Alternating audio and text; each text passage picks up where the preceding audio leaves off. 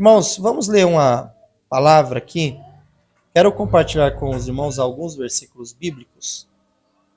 E eu vou contar com a ajuda dos irmãos para acompanhar nas vossas Bíblias. Muito importante.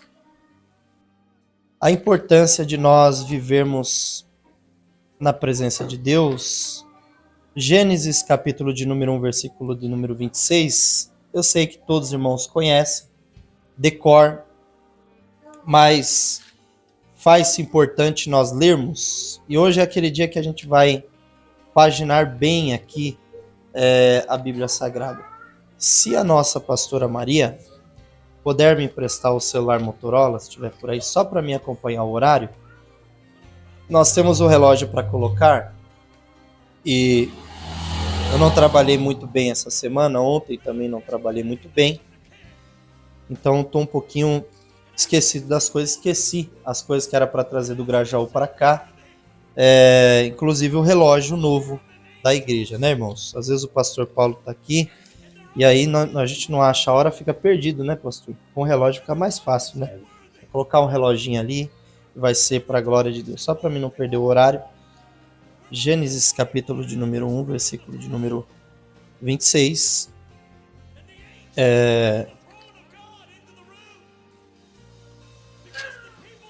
Eu ia pedir para os irmãos ler, mas eu vou ler direto aqui. Amém? Os irmãos acompanhem aí para a glória de Deus. E disse Deus: façamos o homem a nossa imagem, conforme a nossa semelhança. Talvez a sua versão seja da Nova Tradução da Linguagem de hoje, mude, mas o sentido vai ser o mesmo. E domine sobre os peixes do mar, sobre as aves dos céus, sobre o gado, sobre toda a terra e sobre todo réptil que se move sobre a face da terra. Então, ora, nós temos aqui o homem na criação de Deus, irmãos. Deus cria o homem com um propósito. E é interessante que quando Deus ele cria o ser humano, Deus ele nos cria a sua imagem conforme a sua semelhança. Há quem diga que Deus não tem forma, que Deus não tem estrutura ou uma forma, porque João escreveu dizendo que Deus é espírito. Importa que os que o adorem em espírito e verdade. Mas quando Deus disse aqui, façamos o homem a nossa imagem conforme a nossa semelhança, nós vemos aqui Deus usando duas palavras. Eu não quero falar aqui em hebraico, mas as palavras que aparecem aqui, literalmente, imagem é como se Deus tivesse colocado um espelho na sua frente, que a palavra tselen demut representa isso. É como se Deus estivesse olhando para o seu reflexo. E quando ele diz conforme a nossa semelhança, é como se o que ele estivesse vendo no reflexo, Deus desse a mesma forma. Então ele nos fez a sua imagem e a sua semelhança. A nossa pastora Maria já pregou aqui por várias vezes falando o que Deus fez no ser humano, na criação de Deus, o diabo quis ser e não pôde. Ele disse: subirei acima das estrelas, serei semelhante ao Altíssimo, mas ele não pôde. E o que Deus fez o ser humano, a imagem e semelhança. Deus ele tem uma alegria, irmãos. Quer ver? Isaías 43, 7. Quem pode ler lá? Vamos ler? Isaías 43, 7. Isaías 43, 7. Eu vou ler aqui para ganhar tempo. Diz assim, a todos os que são chamados pelo meu nome, e os criei para a minha glória, eu os formei, sim, eu os fiz. Olha que interessante, Deus usa 3 verbos para falar da sua criação, para aqueles que são agora na sua presença e são chamados pelo seu nome. A todos que são chamados pelo meu nome, eu os criei para a minha glória, eu os formei, sim, eu os fiz. Criar, formar e fazer. Deus, irmãos, ele criou o ser humano para a glória dele. Deus nos criou e a alegria de Deus é olhar e falar assim, olha, eu sou glorificado na vida da irmã Magda. Eu sou glorificado na vida do Kleber. Eu sou glorificado na vida da Márcia. eu sou glorificado na vida da Joyce.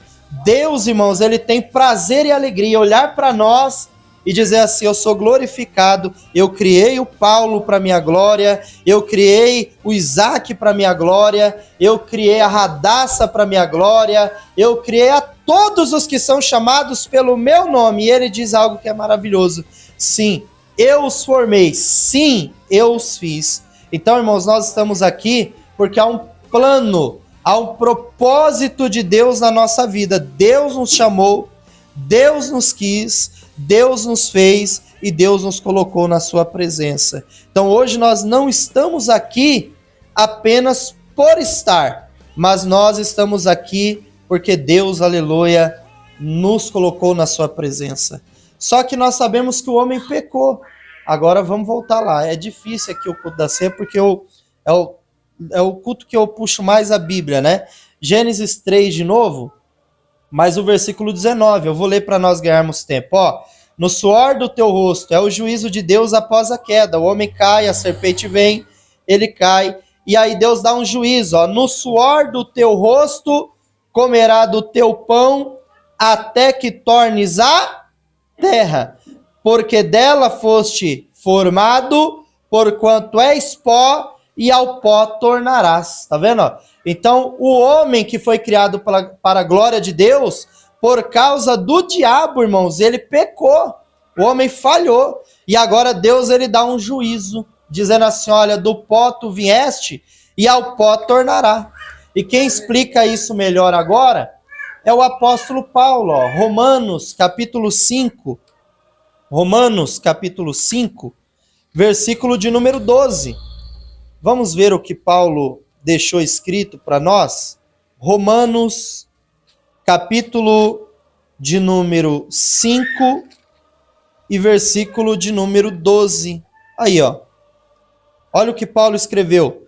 Pelo que, como por um homem entrou o pecado no mundo, e pelo pecado a morte, assim também a morte passou a todos, por isso todos pecaram. A palavra homem aqui, irmãos, mas não está escrito mulher, as mulheres se salvou, né?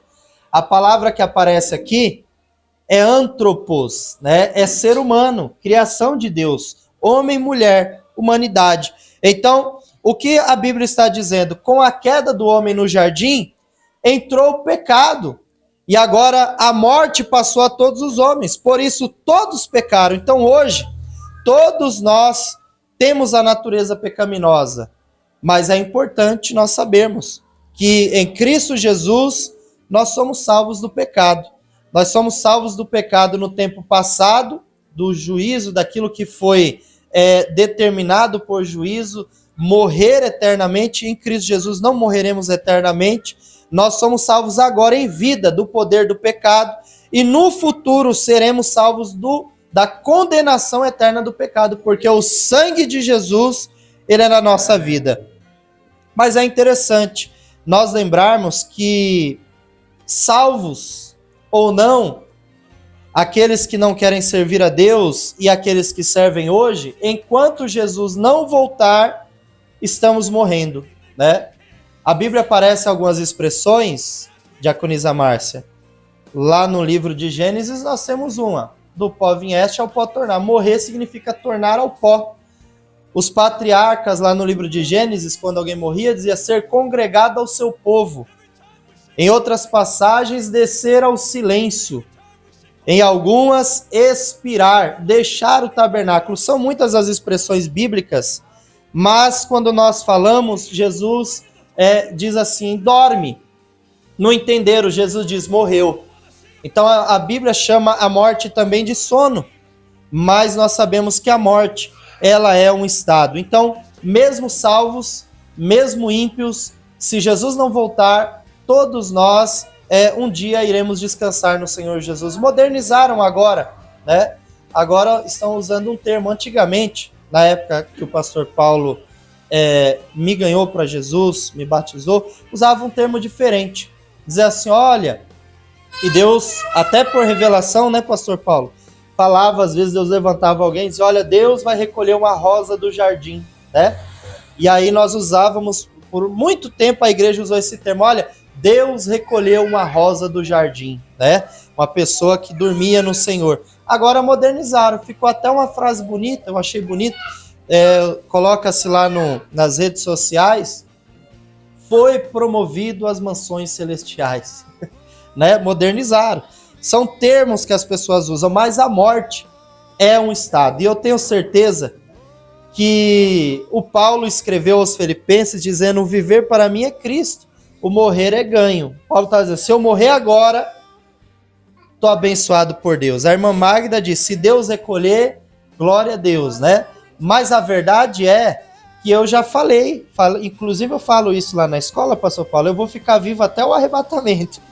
Glória a Deus. Se Jesus não voltar, enquanto ele não voltar, eu vou estar vivo, né? Palavras minhas, né, irmãos? Eu sei que se ele quiser, nós podemos estar aqui e de repente inspirar. Só Deus sabe, né, a hora e o momento. Porque também em Lucas, a Bíblia diz, louco, hoje te pedirão a tua alma. E para quem será? Para quem e para quem? Né? Então, Deus ele pode pedir a nossa alma. E se chegar a hora de Deus assim querer nos levar, ele vai levar. Há quem diga que conheceu a morte. Várias pessoas assim, eu passei diante da morte. Irmãos, quando a morte vem, ela leva. Quem escreve isso é o apóstolo Paulo, quando ele diz assim, onde está, ó morte, o teu arguilhão? O arguilhão da morte é o pecado. Então, quando chega a hora da morte levar, não tem quem segura, irmãos. A Bíblia diz que pessoas que morreram, Jesus ressuscitou. A filha de Jairo, filho da viúva de Naim e o nosso irmão Lázaro na Bíblia. Eles morreram, a morte veio e levou. Tem pessoas que dizem assim, olha, só não tem jeito para a morte, né? Mas quando nós olhamos para a Bíblia diz que tem jeito para a morte. Jesus disse, Lázaro, sai para fora. Na verdade, Lázaro ressuscitou. Tem jeito para a morte? Eu conheço pessoas, o pastor Márcio Costa, ele morreu. Depois de 2, 3 dias dentro da gaveta do necrotério, Deus ressuscitou ele, o povo saiu correndo. Tá vendo? Hoje é um pastor, um pregador da palavra de Deus. Mas a morte é um estado. E quando nós falamos de morte, o sol brilha para todos, irmãos. O sol brilha para todos. E nós temos que pensar em algo que é muito importante. O nosso modo de viver hoje, enquanto estamos vivos, né?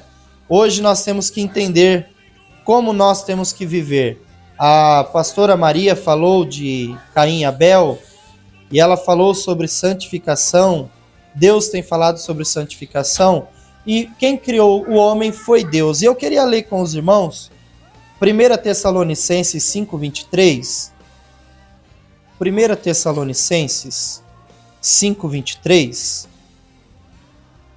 Eu já vou encerrar, viu, irmãos? Nós vamos fazer a leitura, o pastor Paulo vai ministrar a ceia, mas é importante nós voltarmos os nossos olhos para a leitura da palavra, compreender o que a Bíblia fala, entender a palavra de Deus. Deus nos criou para a sua glória, mas por causa do pecado, infelizmente, se Jesus não voltar, nós vamos morrer. E eu tenho certeza que se Deus falar, ou alguém perguntar se você quer morrer, você vai dizer que não. Com todos os problemas que nós temos, se alguém perguntar para mim, Tojo, você quer morrer? Eu de jeito nenhum, ainda nem fui, aleluia, em alguns lugares que eu quero ir, ainda não fui naquela churrascada que a irmã Magda falou que vai fazer, lá no Cipó, ainda tem algumas coisas para fazer aí, né? Então eu não quero, é uma realidade, nós não podemos ser hipócritas e temos que ser sinceros. Se alguém falar que quer morrer, eu vou dizer que não. 1 Tessalonicenses 5:23, o mesmo Deus de paz vos santifica em tudo, em vosso espírito e alma e corpo, seja plenamente conservados, irrepreensíveis para a vinda do nosso Senhor Jesus Cristo. Olha o que Paulo escreveu. A vida e o modo de viver de alguém que está na presença de Deus. O mesmo Deus de paz vos santifique. Ele está falando de santificação. Em tudo, em vosso espírito, alma e corpo. Amém? É importante nós separarmos isso aqui. Santificação do espírito, santificação da alma e santificação do corpo. Tem pessoas que falam assim, irmão, Deus só quer o coração. Ué, Deus é açougueiro, né, pastor Paulo? Só quer o coração. Aleluia. Deus, ele quer nos por inteiro, irmãos. É o que Paulo está escrevendo. Corpo, alma e espírito. Quando o ser humano morre, o espírito volta para Deus que o deu. Vamos ler lá Eclesiastes, capítulo 12, versículo 7. Eclesiastes, capítulo 12, versículo 7. Hoje eu peguei uma Bíblia emprestada. Eclesiastes 12, 7 diz assim, ó. E o pó volte à terra, porque o homem foi feito do pó, como era. O espírito volte a Deus que o deu. Vaidade, vaidade, diz o pregador, tudo é vaidade. Ele está falando da matéria e ele está falando do espírito que é vida. Saiu o espírito de vida, o homem morre e volta para o pó. Então, o ser humano na criação de Deus, que ele criou para a sua glória, tem corpo, tem alma e tem espírito. E Paulo está dizendo assim, olha, o nosso corpo tem que ser santificado. Ah, mas isso aqui é matéria, vai voltar ao pó. Mas nós temos que cuidar do nosso corpo, diz Paulo também, que nós somos o templo do Espírito Santo de Deus. O Espírito de Deus habita em vós. Então, irmãos, o nosso corpo, ele tem que ser, sim, cuidado e preservado na presença de Deus através do próprio Espírito Santo. Ah, mas hoje nós trouxemos aqui uma vez, eu vou fazer um comentário. Eu acho muito bonito o testemunho da nossa irmã Márcia, né? Ela, quando veio congregar, ela não veio a congregar. Ela veio, eu vou cultuar aqui com os irmãos. E ela veio e falou assim, olha, eu ando assim, vim da igreja ali e tal. Quase falei o nome, tá gravando, depois eu vou pôr no YouTube.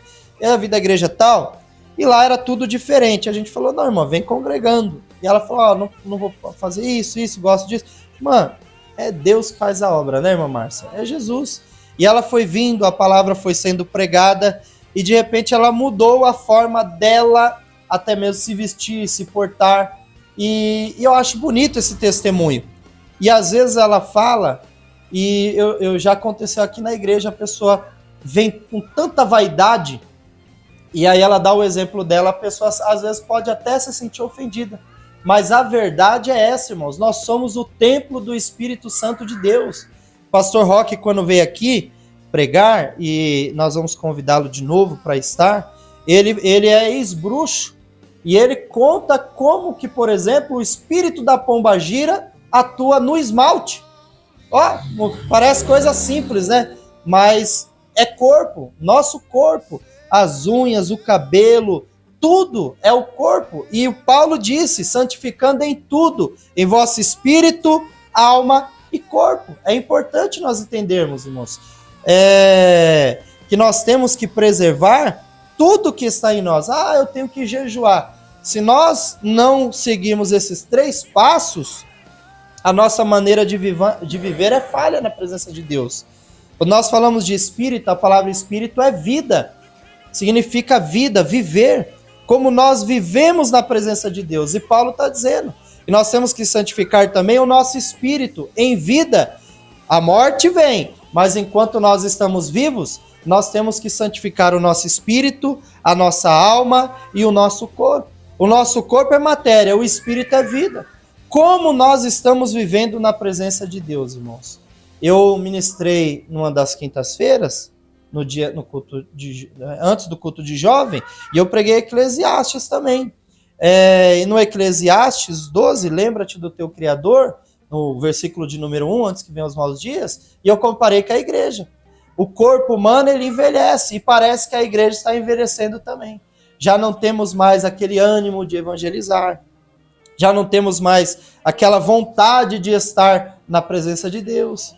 Eu vinha falando com a pastora Maria, e eu sou um exemplo de que tenho que melhorar muito. Já faz uma semana que Deus me acorda de madrugada, e eu tão cansado, irmãos. Imagina, você dorme 00:30, quando dá 2:40 da manhã, você acorda, de 00:30. Ô Senhor, aí eu sei, é Deus chamando para orar, e eu tenho muitas das vezes não feito aquilo que Deus tem chamado.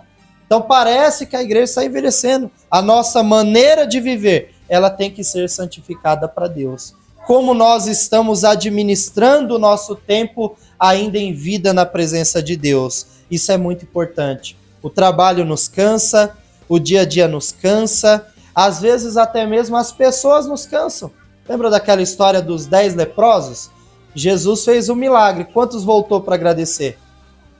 Um. Os 9 foi embora. Às vezes, uma pessoa, você ora por ela, ela recebe um milagre e não quer saber de Deus. Você fala, nossa, orei tanto por aquela pessoa. E até isso nos desgasta. Mas nós temos que santificar a nossa vida, entendendo que tudo que nós fazemos aqui é para a glória de Deus. Amém, irmãos? É importante. E quando nós falamos da nossa alma, aonde que a alma vai? Né? O corpo volta para o pó, matéria. Do pó vieste ao pó tornará. Nós lemos que em Eclesiastes, quando morre, o espírito volta para onde? Para Deus que o deu. E a alma? Olha que importante, hein? Vamos ler Daniel 12:2? Glória a Deus. Daniel 12:2. Glória a Jesus. Eu acho que eu não estou ficando tão velho não, que ainda estou lembrando dos versículos, né, Joyce? Ainda estou com a memória, tá voltando aqui. Daniel 12:2. Vamos ler todos juntos? Não sei como é que tá a versão dos irmãos. Vamos ler todos juntos? No tempo 3, para ficar bonito, vamos lá? 1, 2, 3. E muitos do que dormem no pó da terra ressuscitarão, uns para a vida eterna e outros para a vergonha e desprezo eterno. Tá vendo aí, ó? E muitos dos que dormem no pó da terra ressuscitarão, uns para a vida eterna e outros para a vergonha eterna. Tá vendo, irmãos? Então, ímpio ou salvo, todo mundo está morrendo. Mas um dia, uns vão ressuscitar para a vida eterna. E outros vão ressuscitar para a vergonha eterna. Quem vai ressuscitar para a vida eterna? Os salvos em Cristo Jesus. Vamos ler 1 Tessalonicenses, capítulo 4, versículo 16? Glória a Deus. Todos estão morrendo. Todos estão morrendo. Jesus não volta? Está morrendo. Vai morrer muita gente se Jesus não voltar. Se Jesus não voltar, daqui 100 anos, eu vou ter 137. Ainda vou estar vivo. Glória a Deus. Aleluia. Aleluia. 1 Tessalonicenses. Eu vou ler aqui, ó, o versículo 13 em diante. Não quero, porém, irmãos, que sejais ignorantes acerca dos que já dormem, ou seja, os que estão mortos, para que não vos entristeçais como os demais que não têm esperança. Né, irmão? Já foi enterro de crente? Quem já foi enterro de crente? Eu já fui em enterros que o povo foi até batizado com o Espírito Santo. Estava enterrando. Enterro do pastor Samuel. Qual era o sobrenome dele, pastora Maria? Pastor Samuel Valeriano. No enterro do pastor Samuel Valeriano, foi um culto pentecostal. Os irmãos cantaram o hino da harpa, choraram, teve palavra. E parece que é uma alegria ao rosto dos irmãos, mesmo que perdeu um ente querido, um pastor, um amigo, a alegria de saber que aquele irmão que desceu à sepultura, breve ressuscitará com a noiva de Cristo no dia do arrebatamento. Agora, já foi no enterro de uma pessoa que não é salva em Cristo Jesus? De uma pessoa que não é crente? Eu fui em um que a mulher, quando olhou para dentro do buraco, eu vou pular também, queria pular. Entrar dentro do buraco não muda nada. E Paulo está dizendo, não sejais ignorantes quanto aos que dormem, como os demais que não têm esperança. Para muitos, quando morre alguém, é o fim do mundo. Mas nós sabemos que breve se cumprirão as promessas que Jesus fez para nós. E olha como Paulo continua. Porque se cremos que Jesus morreu e ressuscitou, assim também os que em Jesus dormem, Deus os tornará a trazer com ele. 15. Dizemos, pois isto pela palavra do Senhor, que nós, os que ficarmos vivos para a vinda do Senhor, Paulo está falando de mim, não precederemos os que dormem, o 16, porque o mesmo Senhor descerá do céu com alarido e com a voz de arcanjo e com a trombeta de Deus, e os que morreram em Cristo ressuscitarão primeiro. Depois nós, os que ficarmos vivos, seremos arrebatados juntamente com eles nas nuvens a encontrar o Senhor nos ares, e assim estaremos sempre com o Senhor. Amém? 1 Coríntios capítulo 15 é o último texto que eu vou ler com vocês. A partir do 51, e aproveitar que nós já estamos na carta aos Coríntios, o pastor Paulo vai ministrar a ceia. Olha o que Paulo escreveu. O Apocalipse, capítulo 20, e também tem a leitura do capítulo 21. No capítulo 20 vai falar sobre o juízo final. E no juízo final nós temos algo chamado segunda morte. Essa é a segunda morte, porque os ímpios que já morreram vão ressuscitar e vão morrer de novo, vão ser jogados no lago de fogo, e a Bíblia diz que essa é a segunda morte. Os que morreram em Cristo ressuscitam, e eles não provarão a segunda morte. Somente os ímpios provarão a segunda morte. Segura aí, Coríntios, não mude o texto. Eu vou ler Apocalipse 20, versículo de número 14 e 15, diz assim: e a morte e o inferno foram lançados no lago de fogo. Esta é a segunda morte. E aquele que não foi achado escrito no livro da vida foi lançado no lago de fogo. Então os ímpios que morrem, quando eles ressuscitarem, vão ressuscitar para serem condenados e jogados no lago de fogo. A Bíblia diz que é a segunda morte. Provar a segunda morte é só para quem não creu e quem não serviu a Deus e não foi fiel a Ele, e o nome não está escrito no livro da vida. Meu Deus, eu senti a presença de Deus aqui. Mas quando Paulo escreve aos Coríntios, ele fala daqueles que vão ressuscitar. Os salvos só vão morrer uma vez e vão ressuscitar para encontrar o Senhor Jesus nos ares. Olha o que a Bíblia diz. A partir do 51. Eis aqui vos digo um mistério. Na verdade, nem todos dormiremos, mas todos transformados seremos. No momento, num abrir e fechar de olhos, ante a última trombeta, porque a trombeta soará, e os mortos ressuscitarão incorruptíveis, e nós seremos transformados. Porque convém que isto que é corruptível, a nossa carne, a nossa natureza, convém que isto que é corruptível se revista da incorruptibilidade. E isto que é mortal, aquilo que morre, se revista da imortalidade.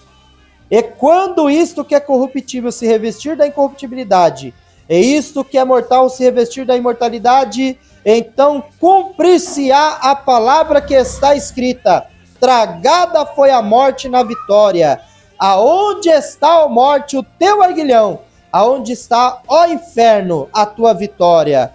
Ora, o aguilhão da morte é o pecado, e a força do pecado é a lei. Mas graças a Deus que nos dá vitória por nosso Senhor Jesus Cristo. E ele conclui dizendo assim: portanto, 58, meus amados irmãos, sede firmes e constantes, e sempre abundantes na obra do Senhor, sabendo que o vosso trabalho não é vão no Senhor. Amém? Então, irmãos, santifique o seu corpo, santifique a sua alma, santifique a sua maneira de viver. E alguém vai falar: pastor, mas o senhor não falou da alma. O pó volta para a terra, o espírito volta para Deus. Em uma oportunidade próxima, eu vou falar sobre as almas, amém? Não dá tempo, nem se eu quisesse, já passei do horário. Então nós vamos celebrar a ceia. Quero louvar a Deus, né, irmãos? Paulo diz: sede firmes e constantes, abundantes na obra do Senhor. Muitas pessoas passam, o pastor Paulo falou algo muito importante sobre o evangelismo. A reforma, né, a gente parou um pouquinho aí por causa da reforma, e essa semana parou mesmo, porque eu estava ruim, mas aquela semana que nós começamos a orar, fazer a obra e culto no lar, Deus começou a trazer almas, ó. A igreja parou, né, pastor Paulo? Para a obra, né? Então, nós não podemos parar, irmãos, porque Deus vai salvar muitas almas, né? E nós temos que trabalhar no sentido da evangelização, e não só da evangelização, mas na unidade do corpo de Cristo, trabalhando no discipulado com as almas que aceitarem Jesus e que Jesus trazer para a igreja. Amém? Glória a Deus. Eu encerro assim a minha participação, dizendo, cuide, irmãos, da sua maneira de viver, valorize o legado que nós temos recebido aqui na Assembleia de Deus, Chácara São Silvestre, preservar a palavra de Deus, porque muitas pessoas estão saindo das igrejas que pregam a palavra de Deus para trocar por shows, luz e fumaça. Mas nós não podemos trocar a palavra de Deus, a oração, o jejum e o poder do Espírito Santo na nossa vida. Amém?